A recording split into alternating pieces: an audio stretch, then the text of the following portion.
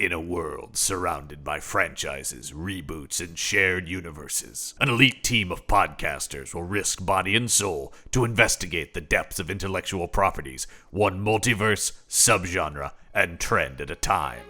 Who are we? We're the IP Squad.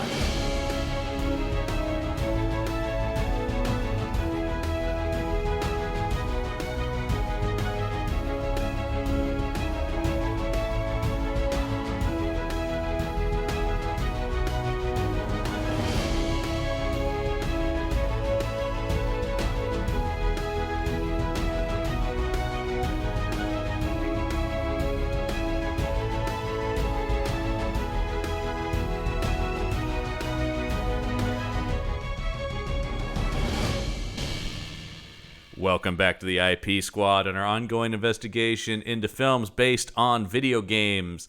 I'm John Campbell, of course, and joining me for this specific investigation, as he is our primary investigator for this. He's got lead on this case. Mike Gorgone's with me. Look, I've got the lead on this. We've got a couple of experts we bring in, the CSI team, on different associated aspects of the case. Yeah, I will say, I learned a lot about Silent Hill from Elliot last week. I'll say I'm the Mariska Hargitay to your Elliot Ben. Elliot Stabler. You're Benson. the Benson to my Elliot Stabler. There we go. I don't know character names. Yeah. Anyway, that's fine. But yes, here we are, Gorgone. You're filling in here because this is not a particular area of expertise for you, which is the Hitman franchise. Yeah, I mean, look, the Hitman franchise. Is this anyone's favorite video game? I like them, but I will say this. My relationship with them is I've played almost every one of them, but never finished any of them. Because eventually they get too hard. They are very hard games. Especially, I would say, the earlier ones, for sure. Mm-hmm. I think the newer ones are a little bit more forgiving. Yeah. And I'm in a very similar boat where I'm pretty sure I have played every single Hitman game, except for maybe the first one, because the first one was hard to play. Yes, the third one was basically a remake of the first one. Yes. So, no, because I think was the first one purely a PC game? Or yes. That's what I thought. So I also started with Hitman 2 Silent Assassin, I think was the title of the second one. Yeah, it was Silent Assassin. The first one is Hitman Codename 47. Yeah. The third one is Hitman Contracts. And 2006, I think this is probably like the one you and I probably played at the exact same time, which was Blood Money. Blood Money was a big one, yeah. And I remember the cover, like the poster for Blood Money is 47 with the garrote wire, like pulled across the center of the poster. Yeah, the garrote wire, and of course, that's about the time this movie comes out, right? Is this 07? Yeah. Let's see. This movie is 07. This this would have come out right after Blood Money and as they did a re-release of the trilogy, which was a re-release of Codename 47 and Hitman 2 and Blood Money. Actually, I can't say while I've played some of these, I can't actually say that I know like a ton about the Hitman games. Fair enough. I mean, look, they're a game that is like a stealth action game where you sneak around and you kill people. Like they're very much in the same vein as Metal Gear Solid and Splinter Cell. There were a ton of these games back in the early 2000s. Absolutely. I was more obviously the other two were bigger deals to me, as I think. I mean, I was a big Splinter Cell guy. No surprise to anyone.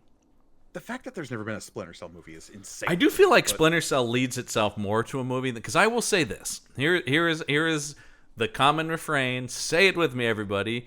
Hitman. Should this have been a movie? Because I gotta say, so much of the appeal of Hitman, and especially later, the sort of reboot of the games that happened. Mm-hmm. One of the That's things in 2016. Yes, I think one of the things I really liked about those is that they're real open-ended. How you assassinate people is really up to you. There are numerous threads, and so the idea of making this a movie is a little bit like, well, I mean, we'll just say it. Agent 47 isn't really a person. Yeah, I mean that's a problem when you have your lead actor having to play a character. And they try to solve this in the next Hitman movie by Yeah. not making Agent 47 a character. Yeah, the next one it's very interesting. We'll get to that when we get to it. But I will say, watching this movie again, and I fucking saw this in the theater when it came out, because I did like the games, but more importantly, I am such a massive fan of Timothy Olyphant. And this is probably the worst thing he's been in, but and at this time he wasn't.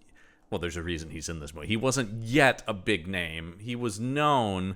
Let's just rip this Band-Aid off. Timothy Olyphant is in this because Deadwood got canceled and they needed to make house payments. And he has said that show got picked up for 2 seasons. They made 3 seasons of Deadwood. They got picked up for seasons 4 and 5.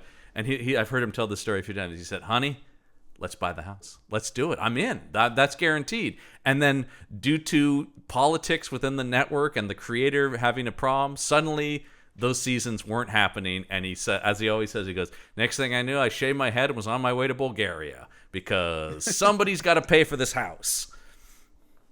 And I am sure Timothy Olyphant's desperation was maybe what made this movie happen in a lot of ways. No, I mean, he was low on the list of choices for this. Really? Yeah, I mean... John, are you saying people turned down the meaty role of Agent 47? I think if just visually alone, you can probably figure the first 2 people they went to. Jason Statham. Yeah. And, other bald action guy. Oh, he's sitting right there, man. He still has a producing credit on this movie. Does he still have a producing credit on this movie? You better believe he does. With the lowest rumbling voice, and you're gonna talk about family. Vin Diesel? Vin Diesel was the first choice for this movie, and did no at least kick it around enough, like I said, that he still maintained a producing credit before dropping out. And then the obvious, I mean, I will say, I think just if you just looked at the cover of the video game, anyone probably would have gone, oh yeah, Statham, right? Sure, yeah. But Statham, I think smartly so, was like, yeah, I already did the transporter and the mechanic. Like, I can't just keep doing this role. You know, this is pre the beekeeper, though. But here's the thing. Like, what is... Statham's, like, one big acting move, at least in my book, is the, like, turn one eyebrow raised, looking kind of, like... shocked but also engaged in what's going on, right? Yeah. That doesn't fit with Agent 47. Well, here's the thing. I don't know who would be right for this, because one of the problems with Agent 47 is, and this movie in particular really leans into, he is so inhuman, so emotionless that, and because Olyphant is a guy who I think of as, and especially a couple years after this, he'll get the role that really makes him big, which is Unjustified, playing Raylan Givens, who's like witty and smart, and and it's just charming. Yeah, that's the thing. It's like Olyphant is a guy. The thing I think of with him is like swagger, and that's not right for this. You're watching this guy have all the charisma sucked out of him. I'd feel like the directing to him in every scene is, Tim, do less. Timothy, even less. So weird choice. You just said earlier that like you don't remember much about the Hitman franchise, like storyline wise. I mean, bits and pieces, yeah. Do you remember Agent 47's origins? Yeah, I mean, isn't he expressly a clone in the games? Expressly, he's a clone of like a ton of different people mixed up into a dude slurry, right? Yeah, to make like the perfect killer. Yeah. So like he is expressly not a person; he's a bunch of people in a person stew.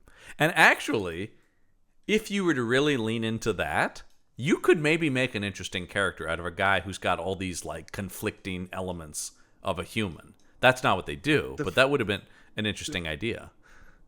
Well, because that is the story of the first game, and that's like an interesting story, is he has been hired to like kill all of his fathers, quote unquote, and like slowly unwinding that conspiracy is kind of the plot of the first 3 games. I can't believe that that's not what this movie is, because What they do is instead just put him in the most rote.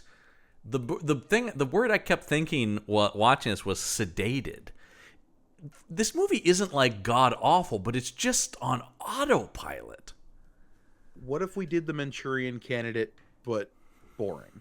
Yeah, it's a little bit. It feels like, well, it does feel like just a stew of like Manchurian Candidate, but those Bourne movies are popular, and you just kind of like keep throwing stuff in there.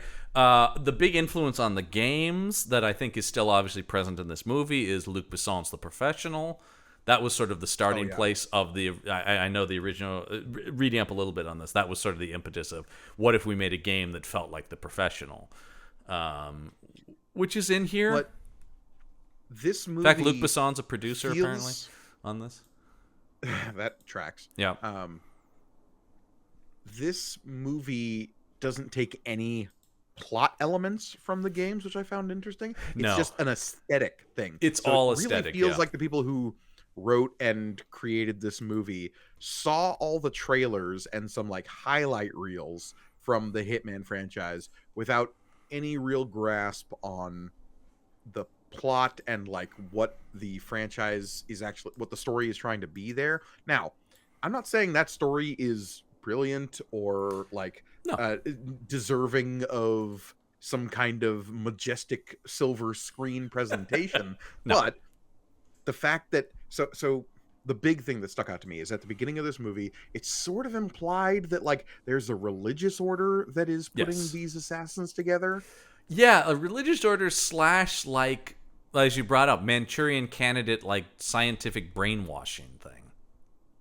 So the only way I could possibly, because that is not in the games at all. No.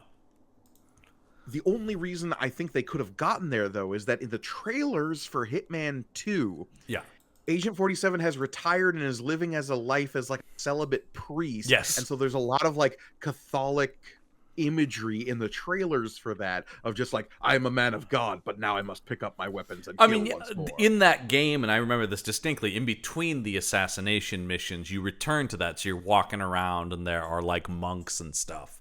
So yeah, there is some of that imagery in it, and they do use the organization logo, which does look, I guess, a little like black magic-y, or you could turn it that way.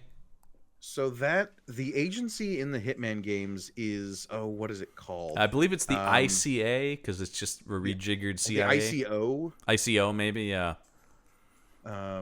I mean, it's like as simple as like the International Contract Assassins or something like that. Right. Yeah. I mean, it's very goofy. But it doesn't matter because it's the video games can get away with stuff like that. Sure. Much more so than films. But that's what I say when I mean like the creators of this movie kind of saw the trailers for things and were like, okay, we get it. Well, there's literally, they do things like the stuff they're reverent of is like any of the shots that are like tracking him down the hall from behind that look exactly like the game. I was saying this as I was watching a trailer shot. Yeah, I was saying this as I was watching it too. Every time Olyphant, I just kept thinking, why do you get someone who's such a good actor when all you really need is a guy to pose? He basically just is like strike the pose from one of the covers and cross the guns and do, it's all just imagery from the games. You don't need an actor in this role. Would this movie have been more interesting if he had never spoken in the whole film? I mean, that would have been maybe. I mean, but it would have been more interesting. I don't know if it would have been taking it to its logical extreme. Yeah, I'm seriously. What if the model was literally just a model? Yeah, I'm contemplating whether or not that would work because I mean that. Like at that, I mean, I think the interesting thing would be, in addition to maybe not speaking, is maybe he can't be the protagonist. And this movie, he almost isn't. The Dougray Scott character really is. They add him in because you need somebody to be there to explain shit. And Agent Whittier? Yeah, Whittier, yeah. Who they really want to be. I mean, he's got it's nowhere near as good as this, and it's not his fault, but they want him to be the Tommy Lee Jones, right? The guy who's chasing the main guy all around the movie, who isn't actually his enemy per se, but, is the guy who's like, what about the law? His job is to hunt him. Yeah. And of course, he's been tracking him forever. I do like when he's like, "No, my boy doesn't miss." And you're just like, "What? Okay." And poor Dougray Scott. It's doing his best, man. These are good actors. Almost everyone in this movie is a good actor. But his character motivation stops making sense once we realize that Agent 47 isn't the only super bald assassin. Yeah. And I will say, it's so fascinating. This movie, like, it almost feels like they purposely eschewed all the most interesting aspects of the games. I'm like, how is this not inherently about this organization? Who cares about the Russian president? Yeah, the only, like, I find it so funny every time we have a super secret assassin organization that they put their logo on. Yeah. Like, when they're opening up the case and it's just like everything is stamped with the, I think in the movie, do they just call it the organization? I believe they just call it bad. the organization, yeah. And there are... on a potentially infinite amount of bald-headed assassins, because we see like 8 of them come after 47. Yeah, I mean, I guess games works for the International Contract Agency. Yeah, that's it. International Contract Agency. They worked hard on that. They give you contracts that you have to do. But you know what? That's more clever than just calling it the agency. I think in the game they also just call it the agency. So I'm sure they do, but yeah. That one. Well, it's a little bit like the IMF in Mission Impossible, right? Sure. Where it's like we don't really call it the Impossible Mission Force, but that is what it is. Mm-hmm. But yeah, then there's all this like weird pseudoscience stuff where they make clones, and that's how we get Agent 47. Yeah, in this though, it seems like what we're shown through this early montage, which this movie, a lot of the name of the game here at Fox was to save money. So keep in mind, a lot of decisions I'm talking about are saving money. A lot of that opening footage is actually reused footage shot for the Jessica Alba TV show Dark Angel. Oh, that tracks. Yeah. They shot the stuff with the bald kids, obviously. That was them, but like everything else is just stuff that Fox had in the library from Dark Angel. Because Dark Angel is like more explicitly like religious oriented, right? It's been a long. I haven't watched it since it was on, but yeah, I mean, it's similar thing taken in by a secret sect and turned into a super weapon. Right. But yeah, I just like the idea about like, didn't we already kind of shoot some of this shit a couple years ago? Can we just? That's gonna save us some cash.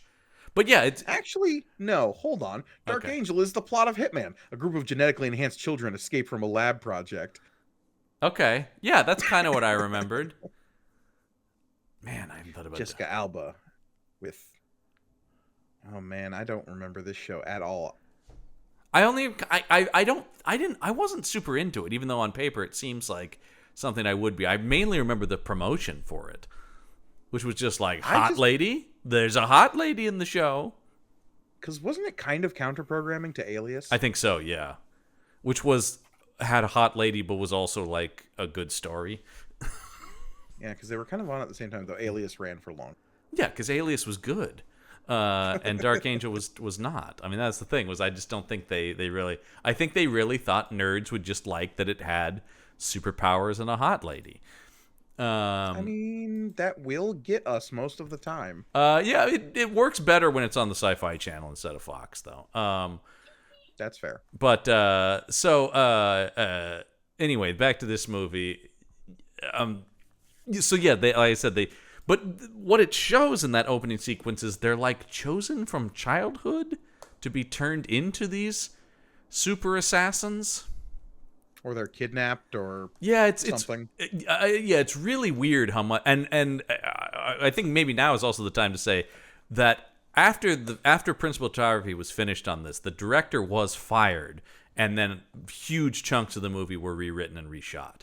We are looking at a massively cobbled together movie. And now I'm just pondering, like, what pieces don't fit. So I will say the entire. Oh, go ahead and take a guess, because I do know.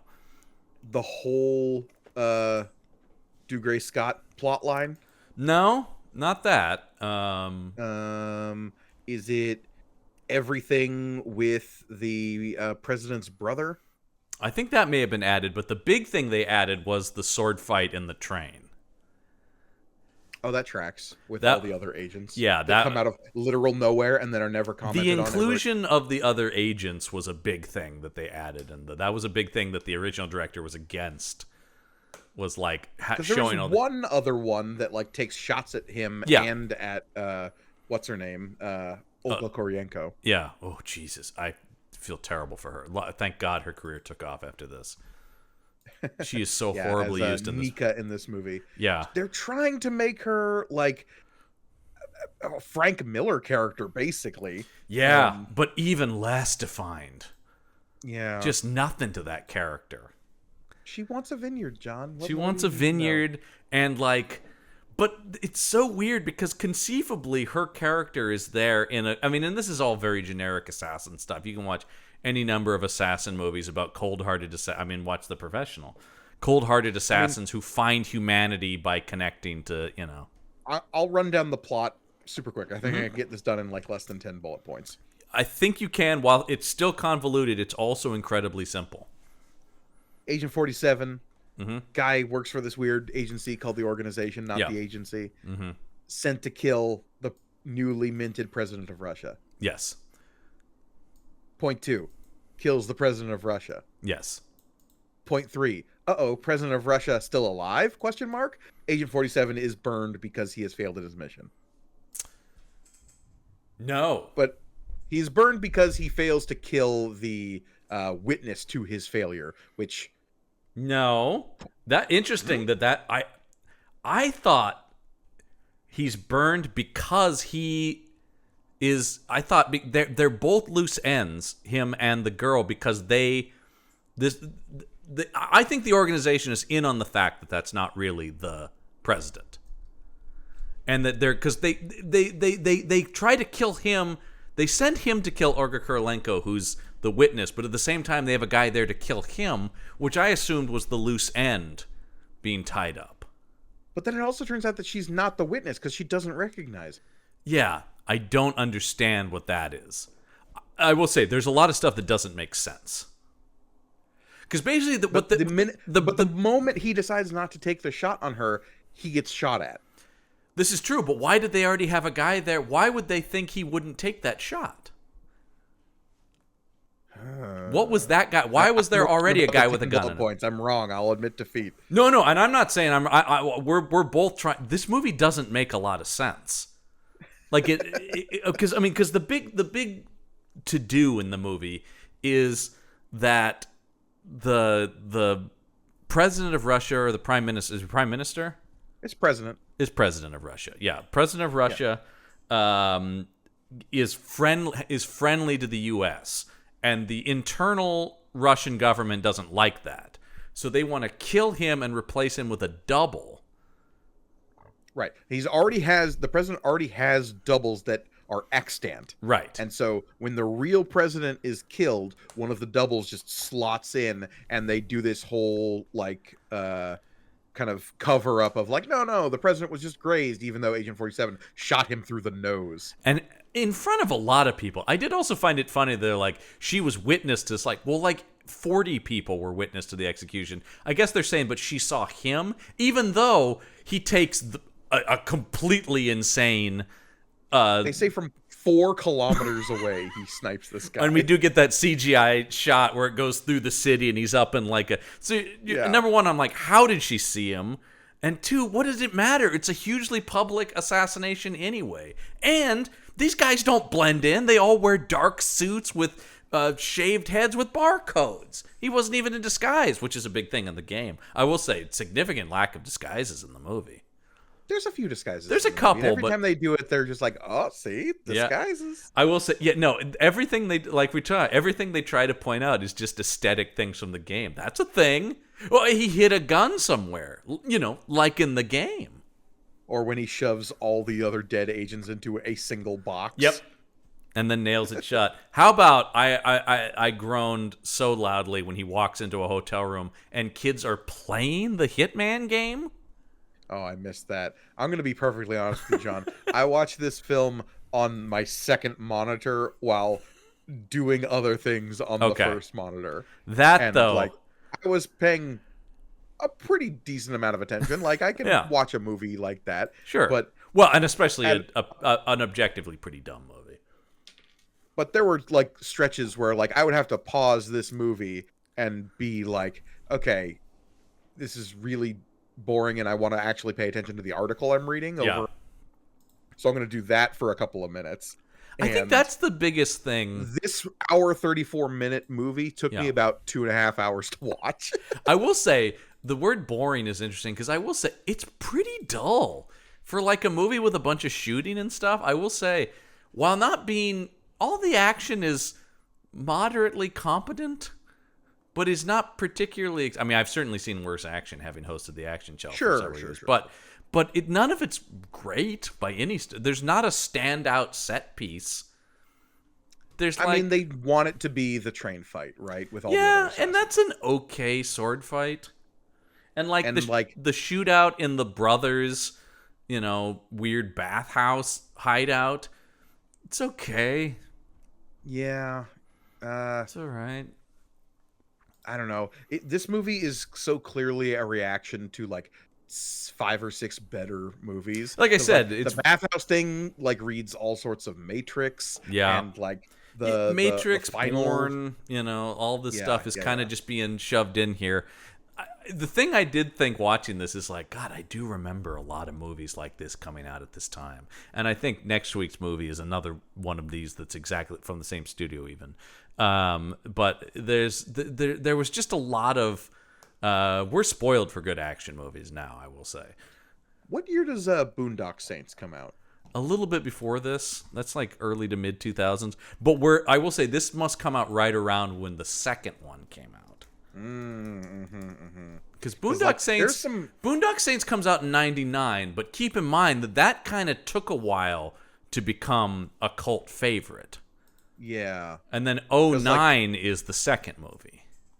I get a lot of like, what if we just bleached all the character fun out of Boondock Saints in this movie? Yes. Like to the like really obsessed investigator, to the like over the top protagonist.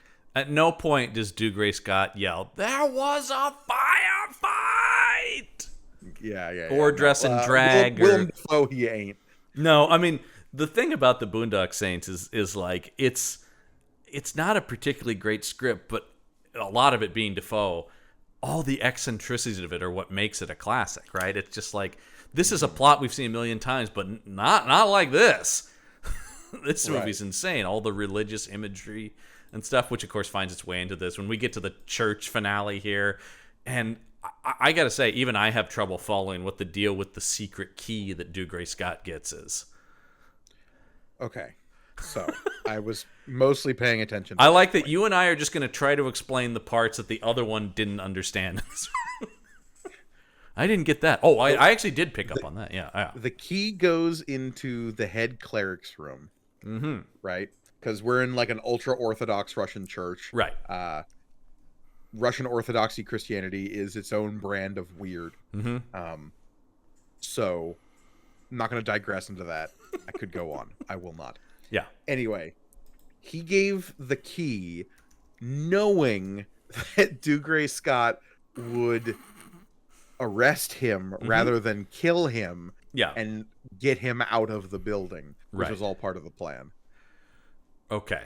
But that counts on Dougray Scott recognizing what that key is for.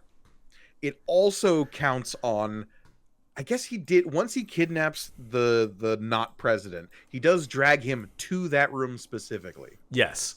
Dressed up in some goofy-ass armor that doesn't look like it would stop a bullet at all. Oh my god. The armor that the, like, stormtroopers, I guess? I mean, they might as well be, honestly. Are wearing to what is ostensibly the setup for the scene is that it's a funeral. Yeah. And again, better armor up, boys. Put on your cosplay.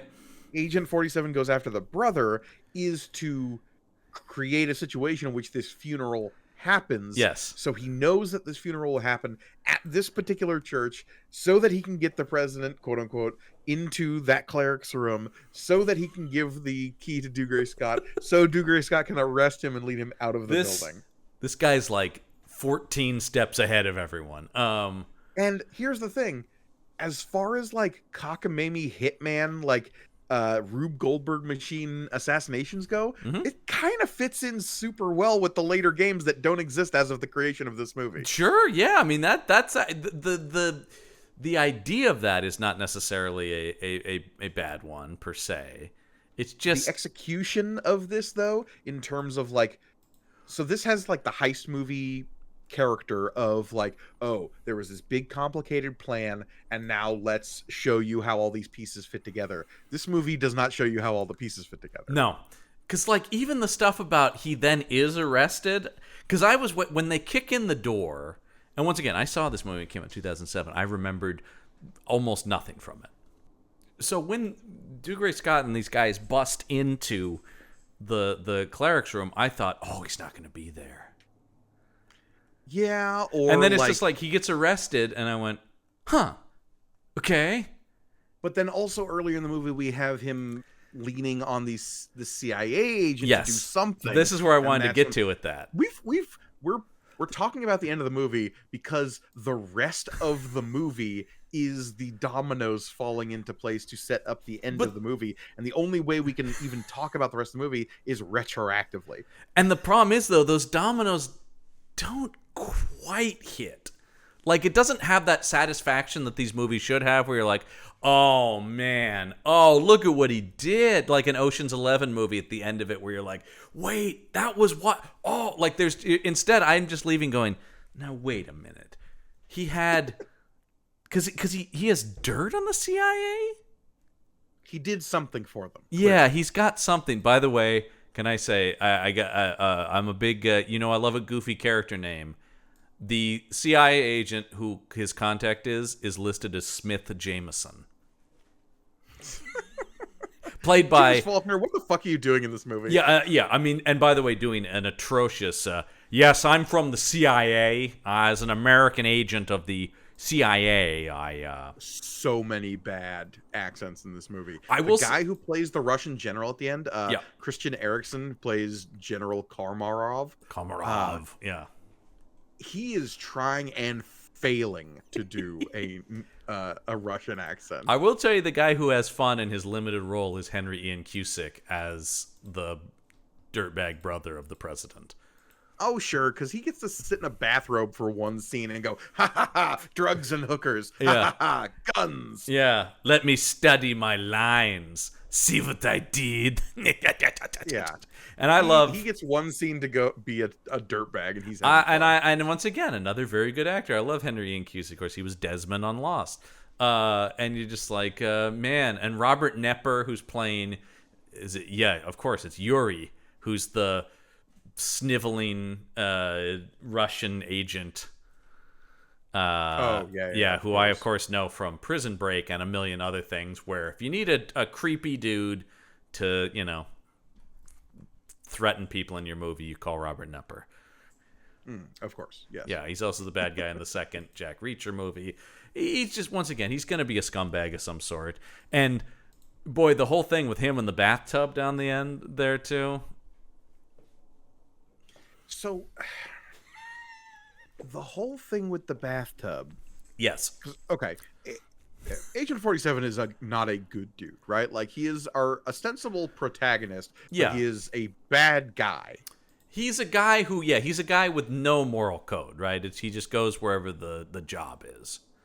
But as opposed to, like, Leon the Professional, which is a movie about this cold-hearted assassin who is reawoken to humanity when he encounters this young woman that he kind of takes under his wing, right? Right. Go watch Leon the Professional. That movie's amazing. It's like one of the best action movies of the 1990s, for sure. This movie is trying to follow a similar track where Agent 47 is burned on this mission. His organization is turned against him. And so when he encounters this woman that triggers him because they both have tattoos on their head. Oh boy, I gotta say, the movie is why he doesn't shoot her is almost. I mean, that's as good an explanation as anything. But then he's not. I mean, he doesn't the ever. camera work goes in on her tattoo, so Yeah. I don't know what else to assume. We're both marked by something, I guess, is the idea, because she's obviously like a human trafficked sex slave, right? I mean, so Yeah. That being the underlying reason that we're both like subservient to something is an interesting idea, but horribly executed. And then also because he Agent never 47 never questions the fact that his organization like is evil.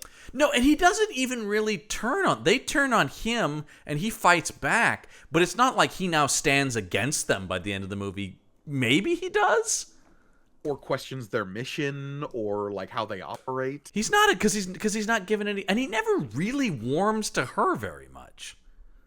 I mean, except for the fact that he's now like her guardian angel Yeah. with a sniper rifle at the end of the movie. Which I get it. Here's the thing: the original ending, she just got murdered.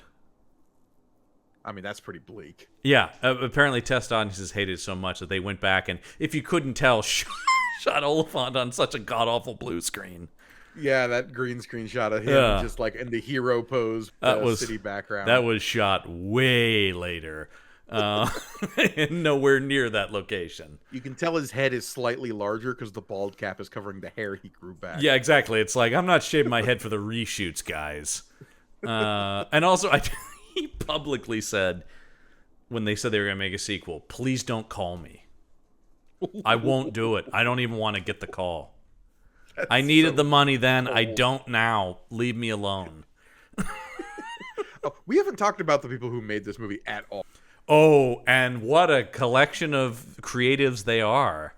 Who do you want to? Let me start with the director, or at least I should say the credited director, because Oh, interesting. Go on. Yeah, there's another guy who basically got the final cut on the movie after they fired this guy. But yes, Xavier Jens is the director credited on the movie, who did at least shot the initial principal photography.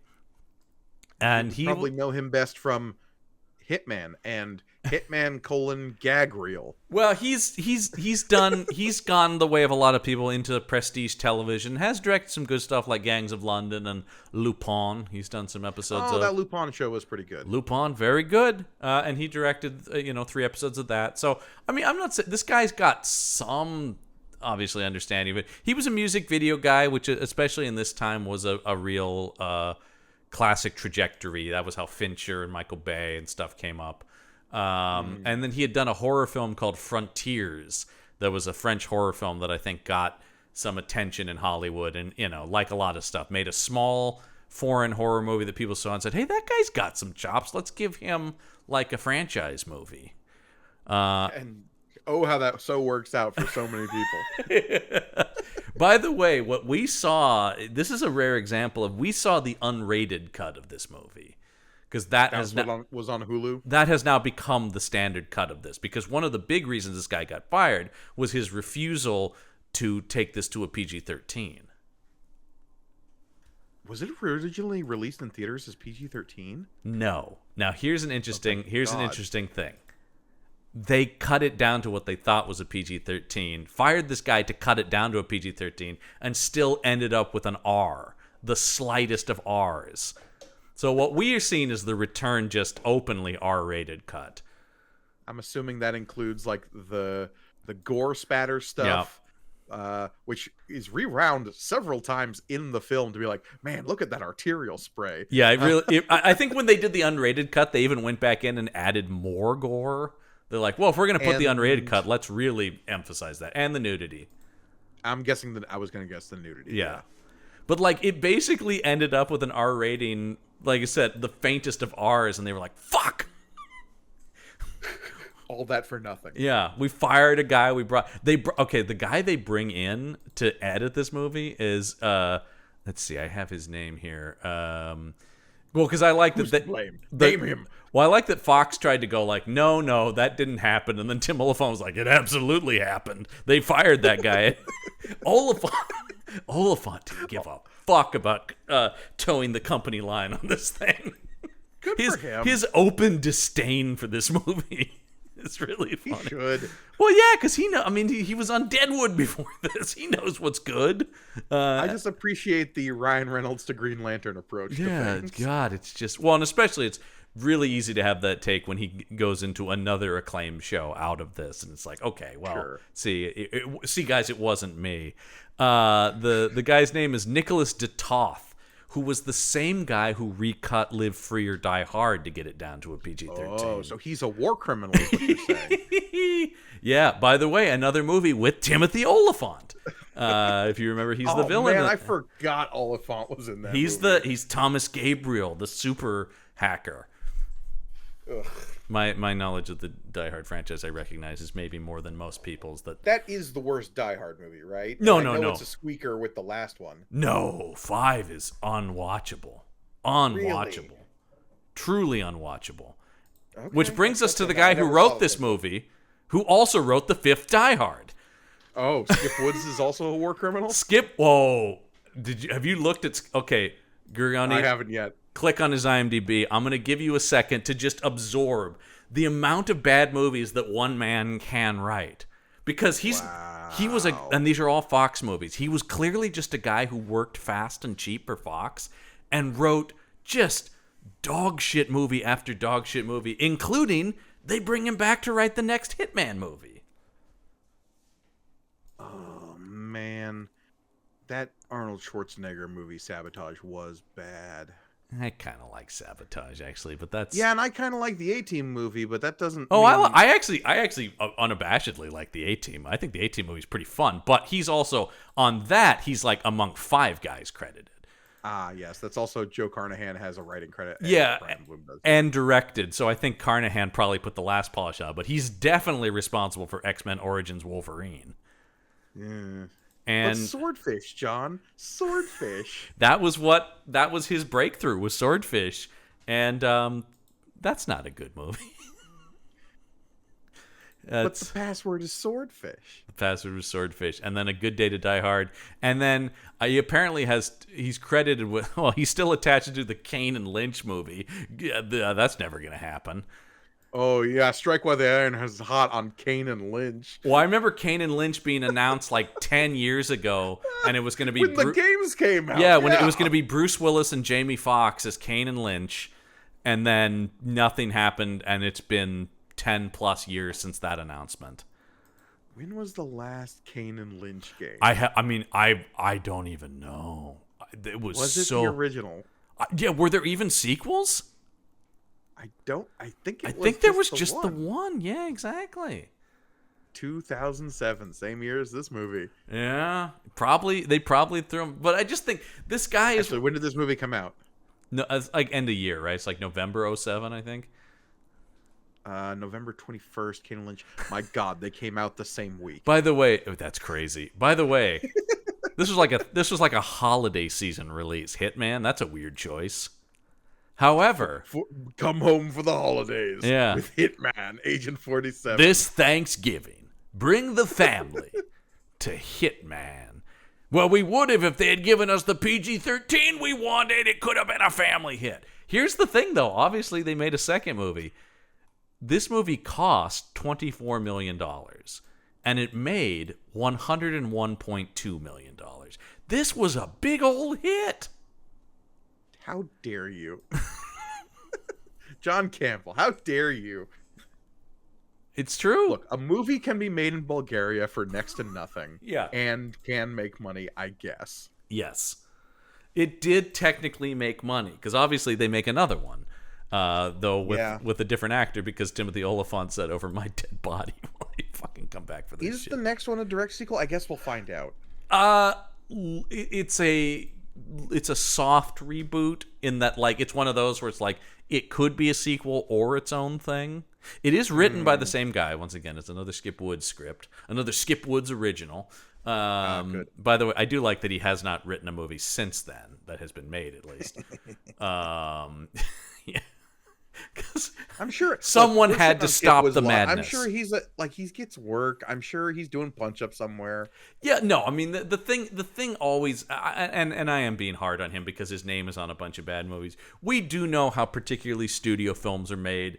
This guy could be a great writer, but these are all for hire gigs. Who knows what of his drafts are being used? It is. I am always want to go after the credited writer of a movie too hard because we don't really know what happened. And we know that they'll bring in 40 people on a movie. He's just the guy who wrote enough to get credit.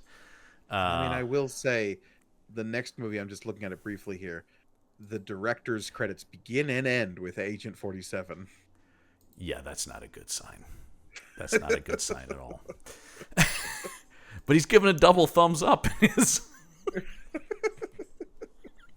I gotta say, it's the perfect profile picture of him in front of the Hitman poster. Double thumbs up, end of career. Another music video guy, apparently. Well, we'll get there when we get there for Agent 47. A movie I also saw, not in the theater, but remember, next to the we get Zach Quinto in the Dougray Scott role in that. It's a different character, but in the same kind of thing where he's chasing Agent 47 around. Read Zach Quinto's character name. Oh, I believe it's John Smith. That's so fucking lazy. John Smith. And I don't know. That's the fake name you come up with if you're an assassin. I don't know what house he needed to pay off to be in that, but that's that's a sad day for Spock. Sad day for Spock, the Zachary Quinto story. Oh, he's got a big hit doctor show on NBC now. He's all right. Oh, does he? Yeah, he's doing some house knockoff thing on NBC that's very popular. Is he a smart doctor that is always solving people's problems? I believe, if I remember correctly, he's a neurosurgeon, and the show is called Brilliant Minds because he operates on people's minds. What does that have to do with anything? This NBC title is confusing and infuriating me. I like demanding people explain the blatantly I need that known. Titles of TV shows. No, what does that mean though? Let me get to the Hitman. What does that mean? I will say I like that there's now a popular and well-received movie that came out last year called Hitman that has replaced this if you try to search for this movie.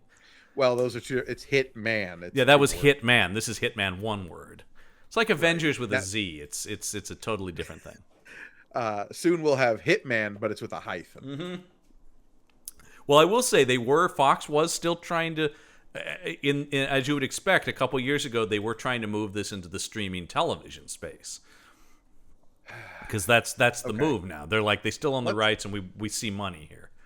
You asked an important question earlier in the show, John. Yes. I think we need to confront it now. Yeah. Should Hitman be a show? No. Or a movie?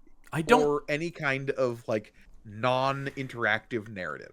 I will say I don't think so. Having played most of the games, or at least parts of them, they are so inherently level. It really is here's your assignment.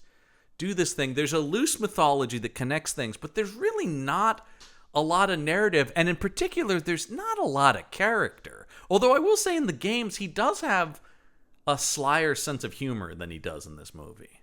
He's like a wry bastard in the games, from what I remember. Yeah, which is gone, even though that's a thing Olyphant does extremely well. Right. And maybe there's a little bit of that in There's a couple movie, moments in it, and it's the few times where I was like, hey, that's a little actual Olyphant shining through there. Right, when he drags her out of the trunk and throws her in the front seat and says, I got you breakfast. Yeah. Yeah, and you're like, hey, look how happy he is to have a joke in this movie. But then you get and I guess it's supposed to be funny when she wants to have sex with him and he instead just injects her with a sedative. No, this movie, man, we could talk about the gender issues in this movie all day. Oh. This movie treats, what's the character's name? Nika. She is the next best thing to a MacGuffin in the first two acts of the movie. Absolutely. And then after that, well, I mean, she basically just leaves the movie at a certain point. She does. During the whole sequence where she and Agent 47 are like moving around together, and it's like it kind of turns into a weird road trip picture for half a second. But like half-heartedly, yeah. But also like mean and cruel, and I'm going to stuff this lady in a trunk with a corpse, and like I'm injecting her with stuff, and constantly like she's trying to manipulate him in the only way she knows how, I guess is kind of how it's written. That's what I'm talking about. She's always the butt of a joke of like, haha, shut up, stupid lady.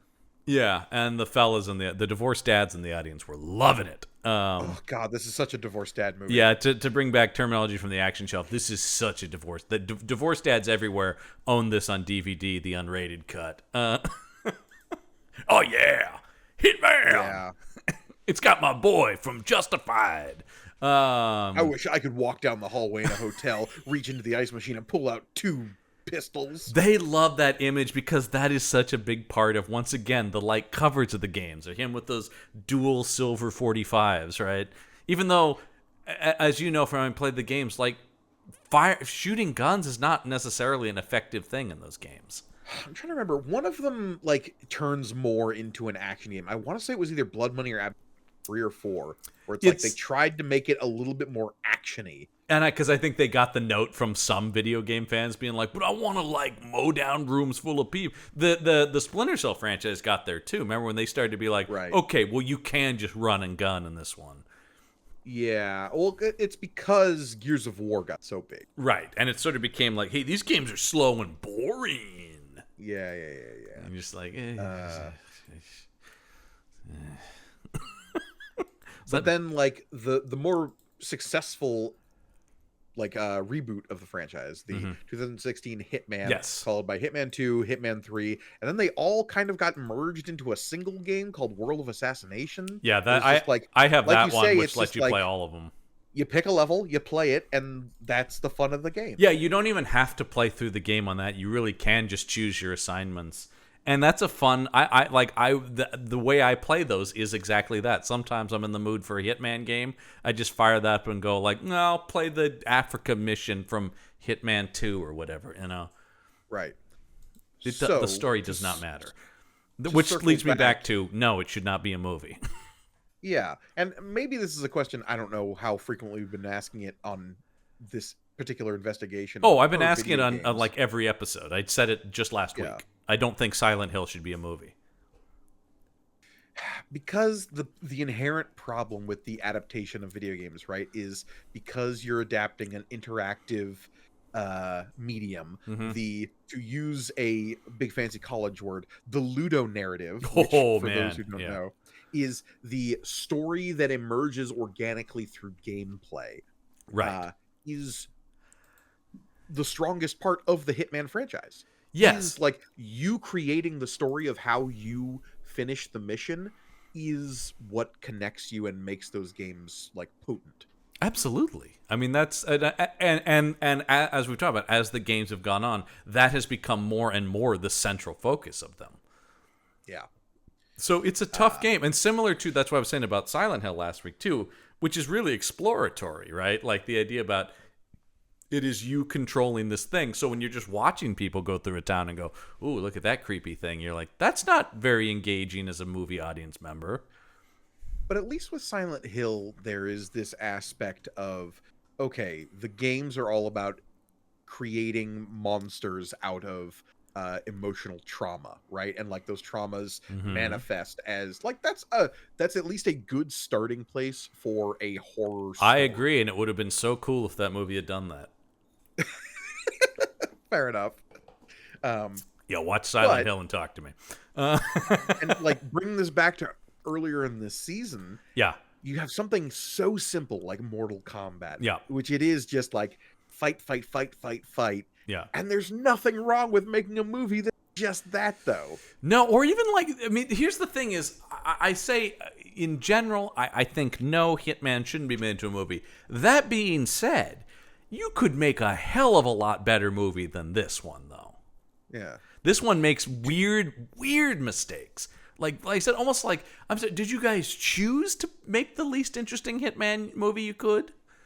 Like, why avoid the science fiction side of things where, like, he's a weird clone? But if anything, they ignore they ignore the science fiction aspects, and instead we get like confusing gobbledygook about secret religious orders. Maybe They don't even. I mean, no, there's imagery there, but they don't say anything about it. yeah, that's the thing. Is like I'm like, why include any? If you're gonna do that, then why include anything at all? Like, why even deal with his origins at that point? And apparently, the original director didn't. That was his big thing. Is he wanted to save that for the sequel, which is hilarious. But he didn't. I mean, in the original cut, there was that, nothing of his origins in the movie. And that smacks a little of why John Wick is so successful. You know what I think is so interesting? Watching this movie, I just kept going, "Oh, this aesthetic works in John Wick." That John Wick, John Wick is the best Hitman movie. Yeah, it really is. Yes, it is. That's because that's the action but the thing that movie does really well, and actually, I will say the guy who maybe could bring an Agent 47 to life wouldn't do it is a Keanu, in that you need a guy who can be stoic but still interesting, and that is that it's tough. Vin Diesel You need to be captivating. Vin Diesel wouldn't work because though he's bald, Agent 47 is not a meathead. Seeing an Agent 47 who is as wide as a semi-truck stuffed into a black and white suit with a red tie would be let me just say this. Try imagining Vin in a suit. Like, he doesn't do movies where he wears suits. I can't imagine him in a thing with sleeves. Like, even in one of the Fast and Furious, they go to like a black tie function, and he's got like a billowy shirt that's open at the top and maybe a light jacket.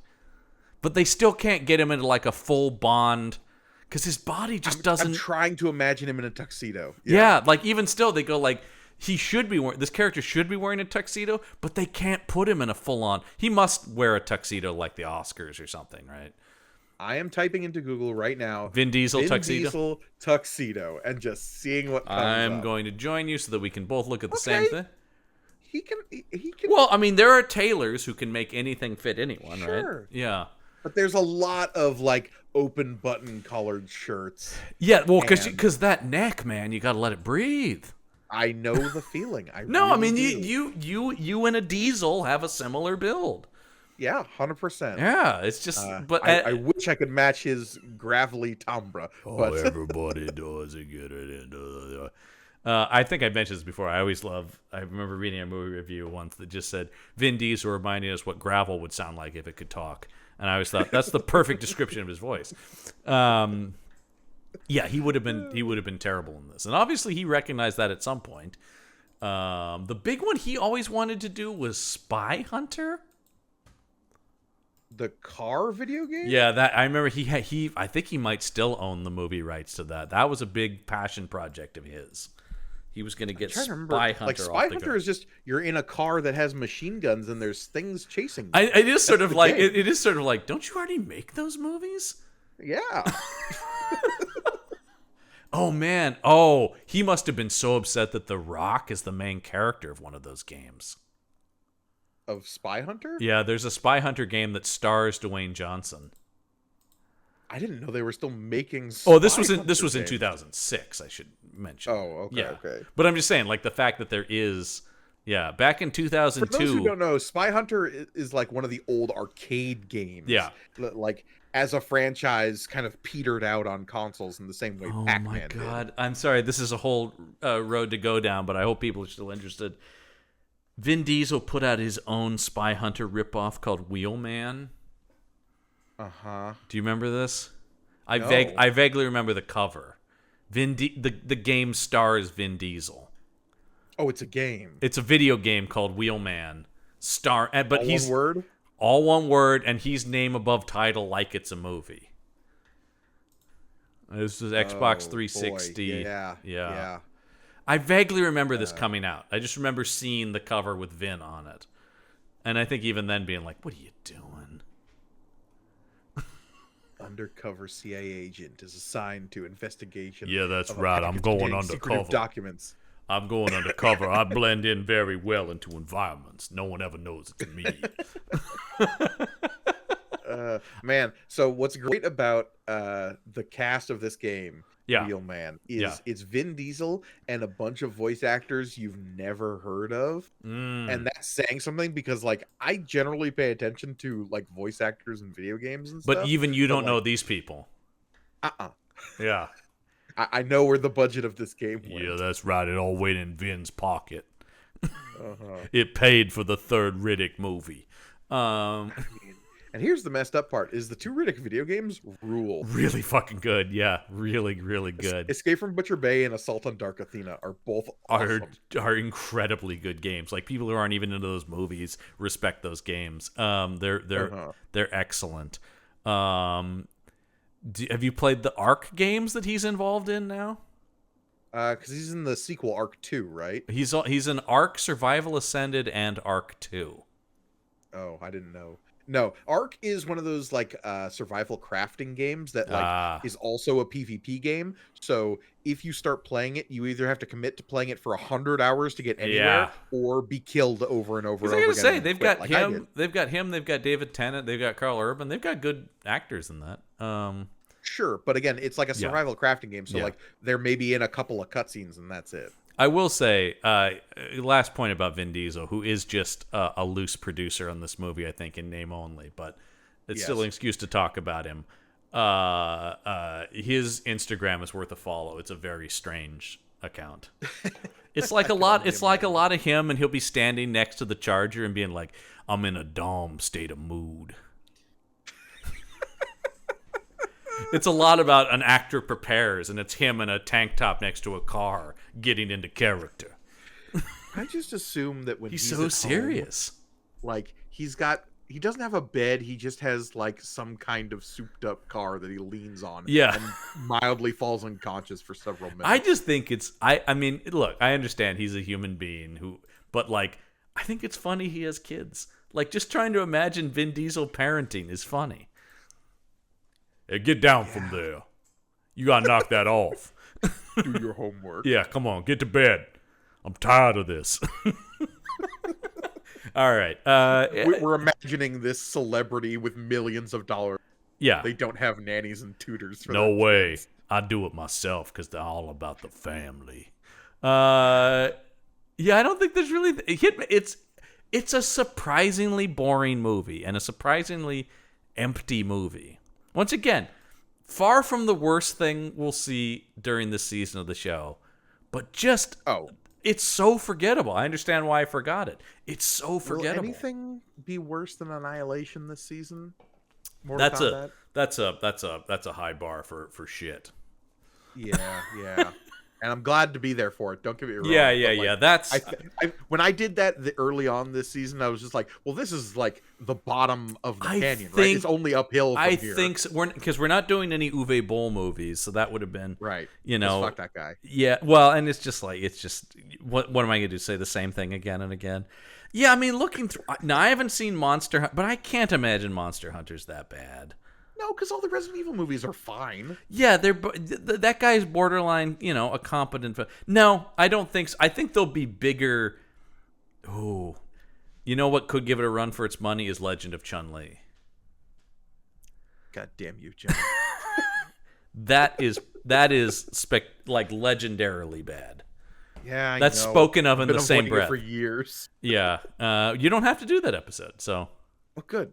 No, that's a Michael Listman gets all that fun. For the listeners, I don't know what I'm doing. John just calls me and says, "Hey, we need you for this one." Well, like, as I said and I said this on the show last week to give people a peek behind the scenes. You did from the outset go like, "Well, if you can't find anybody on episodes, just I'll fill in on those." And I was like, "Yeah, because this is one of those series where it's like no one can have a deep affection for all video games. Yeah." Insane statement. Yeah. Like, I mean, I really, Hitman, I asked our friend Reed Moyes, he's like, I don't know anything about the Hitman games. I stupidly thought he might be interested. No, but I am absolutely certain he would agree to be on the Warcraft episode with me. Oh, yeah. I have no doubt. He is doing Yeah, I think we'll try to get both of you on that. And he's definitely doing Detective Pikachu. Because he got to it before I could. He was jazzed to do that. Because that movie rules. It is actually, even I like that movie. It's pretty charming. Anyway, though. Hitman, though. But I love this, like, Hitman, Detective Pikachu, yay! Yeah, you would not think that, but it's just the facts. But I will say, it's time we check in with, in my opinion, the greatest film critic who ever lived. Roger. Did you actually see this? Raj saw this. You better believe Ebert saw this, and you better believe Ebert has the highest rating of any major critic. 3 out of 4 stars. Raj liked Hitman. It's because there was boobs in it. His review, he starts out with like, so blah blah blah, this is the plot of Hitman, a movie I was surprised was much better than I thought it was going to be. Ebert. Pleasantly surprised by this movie. He also does, though, if you remember, it's very interesting to talk about Ebert this season, because I talk about him every season, but this season, because do you remember when he was on the warpath about video games? I mean, like a lot of neckties in the like early 2000s, when video games were like becoming a household thing, there was all the controversy around Grand Theft Auto becoming like accessible. When Grand Theft Auto 3 came out, everyone lost their damn minds for like a solid 5 years in the United States. So the video games are corrupting the children. That wasn't his issue per se. But he and I remember him having like debates with people, and I'm trying to find the thing in here where he talks about that the movie's based on a video game, something that will never be a valid art form. Was basically his thing. Video games will never be a valid art. There you go. The movie is directed by Xavier Gens, was inspired by best-selling video game, and serves as an excellent illustration of my conviction that video games will never become an art form. That is such an absurd statement.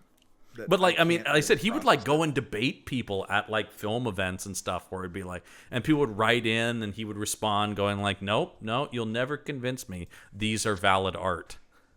But like, how can you possibly say that anything isn't valid art? Like, it's such an absurd. Well, it's the Scorsese Marvel movies aren't cinema. Well, what?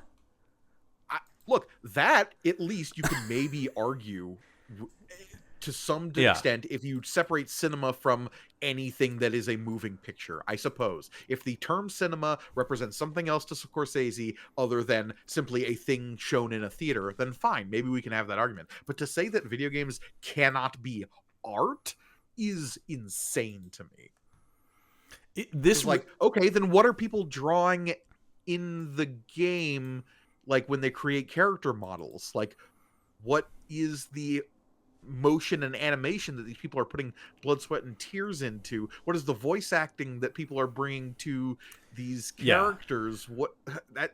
I mean, it goes back into the art is in the eye of the beholder thing, right? I mean, that's it really is true. But you could say it's not good art, and maybe we can have that argument. But to say that not high art, people love be art. It'll never be an art form. Yeah, that's well. And then he was very old. I guess, yeah. But his review is so weird because he keeps going like, though it's a video game, there's some interesting stuff here. There's some characters. The relationship between Olyphant and Korolenko crackles, and it's absorbing. And he goes, the palace intrigue of the Russian press. And you're like, what movie did you see? Were you making shit up in the theater as fan theories, or? And then he also. Go play Perfect Dark if you want that kind of stuff. He also then goes, if you want to see a better version of this, watch Jean-Pierre Melville's Les Samurai, which is a movie I do adore. But I will say, I think it's very interesting that Ebert would bring that up, because it's like, yeah, that is the most serious, grounded assassin movie I can think of that is an exploration of loneliness and like what a life of violence leads to. So the idea that he's just like, yeah, if you want this without all the shit that's probably getting people in theaters, go watch this French film from the 60s. And I'm just like, who is that for, Roger? The people reading the Hitman. But I was just shocked that it's for aspiring film nerds like you, John, who then goes and looks up a French film from the 60s. Yeah. By the way, Jean-Pierre Melville fucking rules. He's one of the greatest filmmakers ever lived. And I just, every once in a while, I need to say that because I'm doing a show about video game movies. And so I need to be like, no, there's also like great world cinema out there that you can seriously discuss things like, living a life of based around murder and what that might do to you. All right. Sure, yeah. Yeah, there's really good. I also highly recommend a more recent movie that's also in English, David Fincher's The Killer, which was out a couple years ago now. With Michael Fassbender, is an exceptional movie about an assassin that's treated very seriously. Or go play Hitman Absolution, which I believe just literally has the plot of Leon the Professional in that game. I wouldn't be surprised. He realizes by the end of the game, I can never escape the things I've done, so I must commit myself to a life of murder. Well, that sounds like a movie. Why didn't they? Well, they hadn't come out yet, but I mean, still, it's Anyway, well, Gorgone, it's time to look at the box office from 2007. As I said, this movie pulled in, for its budget, a healthy $101 million. Where do you think that landed in the 2007 box office? Do you want me to give you the top five? Top five. So this is the year before Iron Man. Year before, yeah, everything changes in 08. 07. Dark Knight? No, that's also the next year. You forget that's the same summer. That really is the summer that changed everything. That was a wild summer. Well, because I got to say, this is kind of the last of number one highest grossing movie of the year, Pirates of the Caribbean at World's End. That tracks. Harry Potter and the Order of the Phoenix, number two.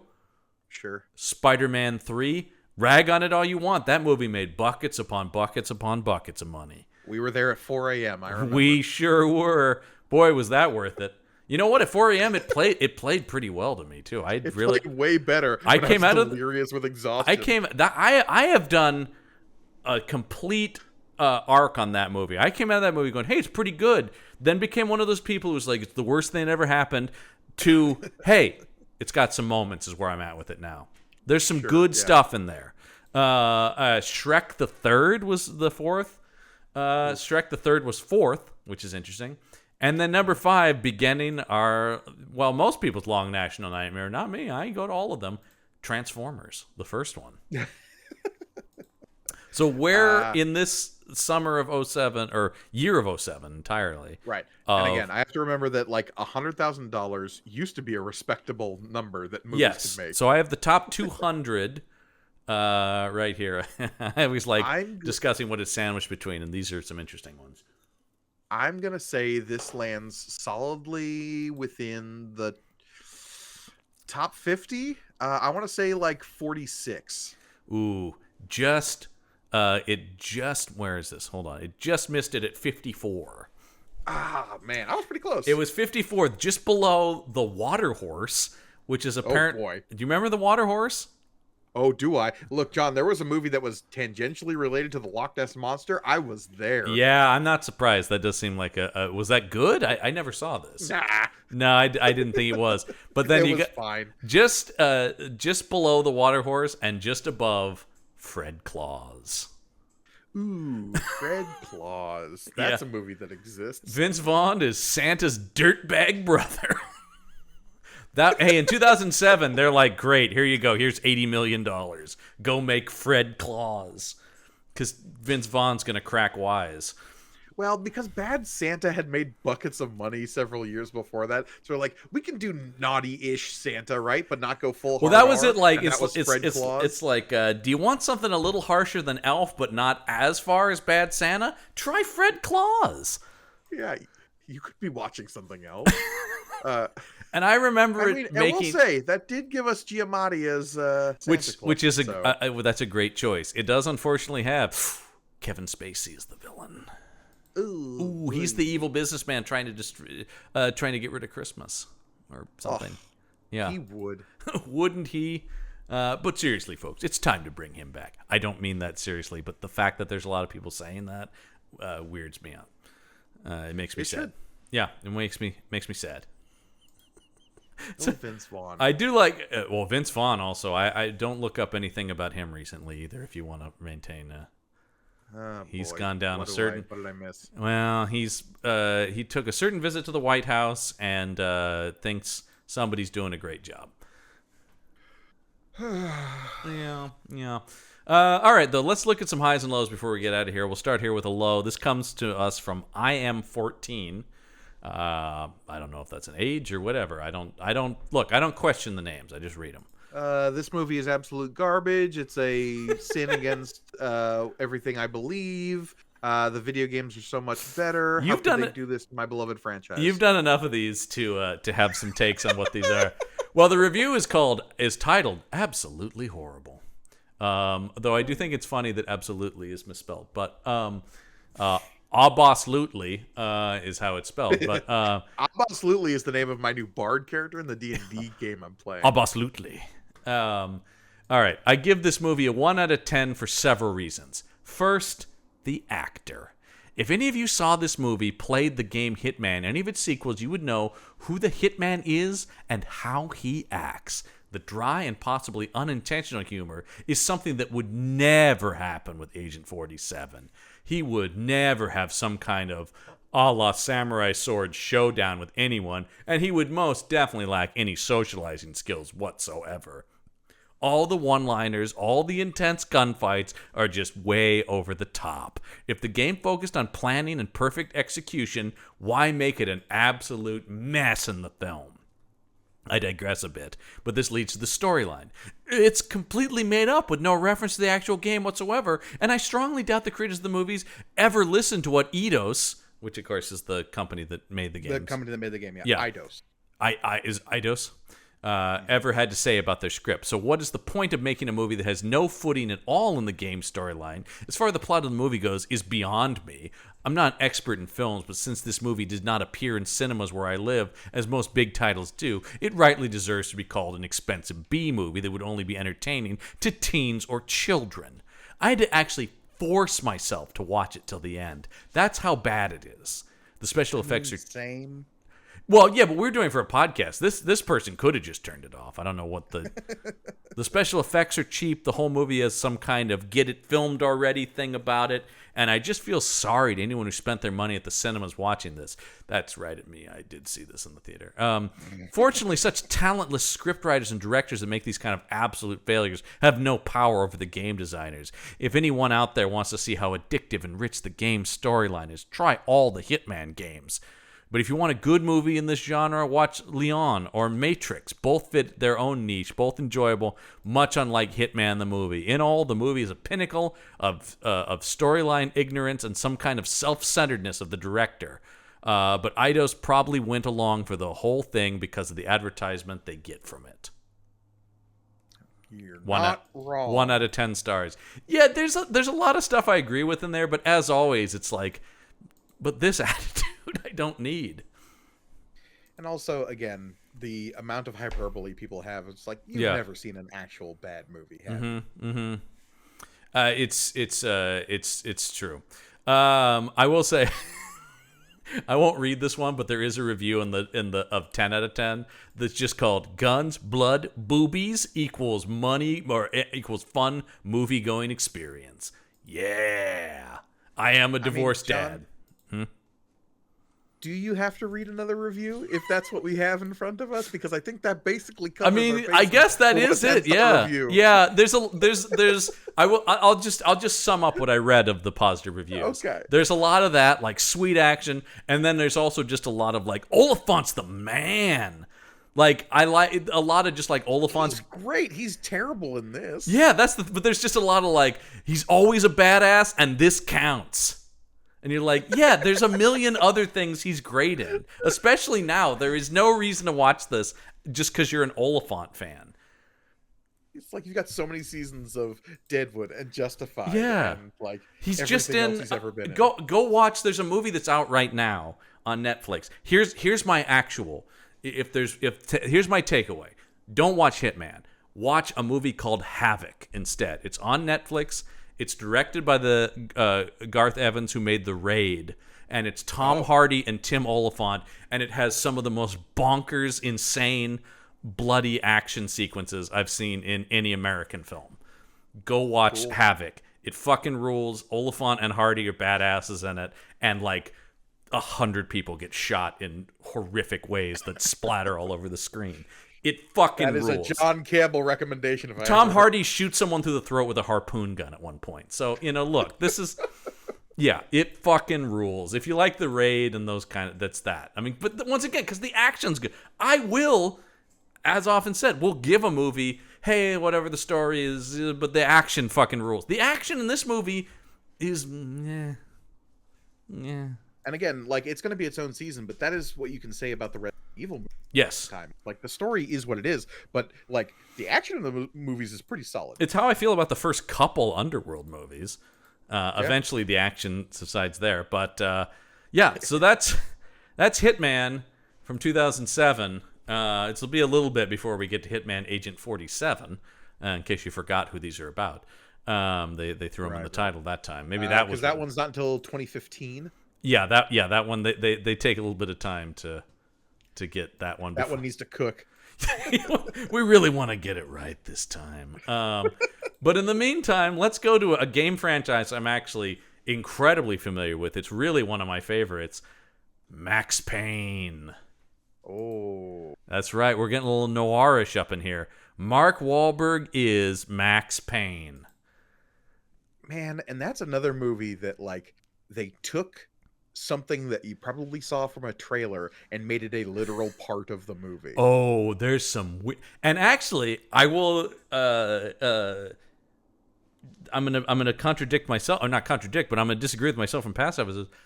I actually think Max Payne would make a good movie. Because it's like a noir story. Yeah, it's one of those, like, how did you fuck up a game that's just about a cop who shoots people? Like, I don't even understand. It's just like a rainy city, a cop whose family is dead on a vendetta. It's such a simple premise. How did you fuck that one up? The game was only revolutionary because they did slow-mo. Movies have been doing that for years. Yeah, and they do slow-mo. I will say, poor Olga Kurylenko is also in Max Payne. No, she can't escape. These were the things she had to. These were the trials she had to go through before she could be a Bond girl. Man. Yeah. We've got Wahlberg. We've got Mila Kunis. We've got Ludacris. Of course, Luda's going to show up. Oh, you better believe it. And man, another movie I saw and have next to no memory of beyond the couple of insane things you're referencing where I'm like, wait, what? But we're going to have, and she's so thrilled to be doing it. Olivia Gray is going to be on that episode. She's psyched about it. What compromising materials did you get on Olivia? I'll tell you exactly how this happened. Is I didn't have anybody for this episode. And I said to Olivia, I said, you got to come on the video game season. And she said, well, okay, what's available? I'm like, oh, well, I don't know if there's anything, if you have any connection to these games. And I blah, blah, blah. And I said, Max Payne. She goes, actually, Max Payne. And I just went, you're doing it. The fact you any kind of recognition just happened with you hearing me say that means you just signed up. So... You're tough but fair, John. Tough but fair. Somebody's got to do it. Look, I have to watch all of these. I don't think it's too much to ask one person to watch Max Payne. This is the season that breaks John. Because the rest of us get like a little bit of respite between some of these films. Yeah. And he doesn't. My brain is melting.